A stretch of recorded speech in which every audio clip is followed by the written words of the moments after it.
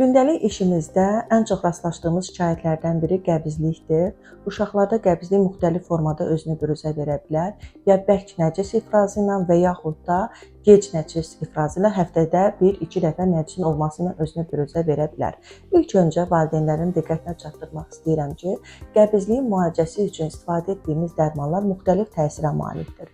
Bunlar orqanizm üçün həm xeyirli, həm ziyanlı ola bilərlər. Biz müalicə etdiyimiz zaman mütləq uşaq neçə dəfə böyük bayıra çıxırsa onu nəzərə alırıq və eyni zamanda nəcisin formasına diqqət edirik.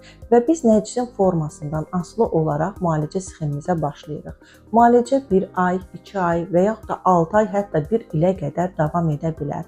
Amma ilk öncə dərman preparatlarından öncə biz valideynlərə uşaqlarını güvənc mədəniyyətini öyrətməyi, yəni doğru dildə desək, qarşoka, düzgün otuzdurma qaydalarına riayət etmələrini, eyni zamanda qida rasionunda mayenin miqdarına və liflərin miqdarına diqqət etmələrini çatdırırıq. Ümumiyyətlə biz liflər dedikdə, liflər müxtəlif taxıllarda meyvə tərəvəzlərin tərkibindədir və bu liflər uşağın yaşına uyğun olaraq təyin edilməlidir və bizim təqdim edəcəyimiz cədvəldə hər uşağın qəbul edə biləcəyi liflərin miqdarı qeyd edilir və bu cədvələ nəzərən siz uşaqlarınıza gün ərzində nə qədər lif verməli olduğunuzu biləcəksiniz və onu da bildirmək istəyirəm ki, artıq miqdarda liflərin verilməsi qəbizliyin müalicəsinə təsir etmir. Normal qaydada miqdarda lif qəbul olunmalıdır. Artıq miqdarda liflərin qəbulu bağırsaqlardan dəmirin sorulmasını ləngidə bilər.